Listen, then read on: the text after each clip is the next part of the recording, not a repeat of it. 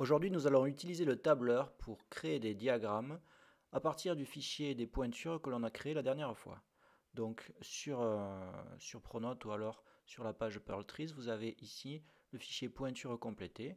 On va l'ouvrir en cliquant une fois dessus.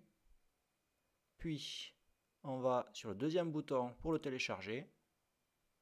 On ouvre en utilisant LibreOffice ou alors Excel comme vous souhaitez. Et puis voilà. Comme la dernière fois, souvenez-vous, on a une bande jaune mode lecture seul. On va devoir s'en débarrasser en enregistrant le fichier, par exemple sur le bureau. Allez, on peut changer le nom. Pointure finale. On enregistre. On choisit Microsoft Excel. Et on peut maintenant travailler. Donc, première étape, pour créer un diagramme, il faut sélectionner deux lignes ou deux colonnes.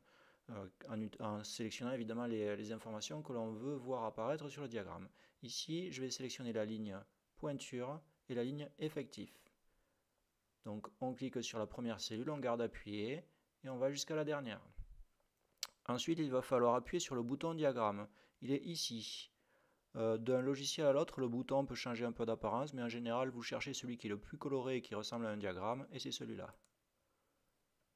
Nous avons une fenêtre qui apparaît avec, vous voyez, 4 étapes sur le pan de gauche. Première étape, type de diagramme. On va d'abord choisir le diagramme en colonne. Tout à l'heure, on fera le diagramme secteur, c'est-à-dire le diagramme circulaire, et on ne fera pas l'histogramme. Deuxième étape, plage de données. C'est là où il faut vraiment bien écouter parce qu'on a des choses à régler. Donc, il y a d'abord série de données en ligne ou série de données en colonne. Donc, on a choisi des lignes, donc on va sélectionner série de données en ligne. Et puis, nous avons deux autres possibilités que l'on peut cocher. Première ligne comme étiquette ou première colonne comme étiquette. Il y a des chances pour que ce soit première ligne comme étiquette, mais encore faut-il comprendre ce que signifie cette phrase. Qu'est-ce que signifie le mot étiquette dans ce cadre-là?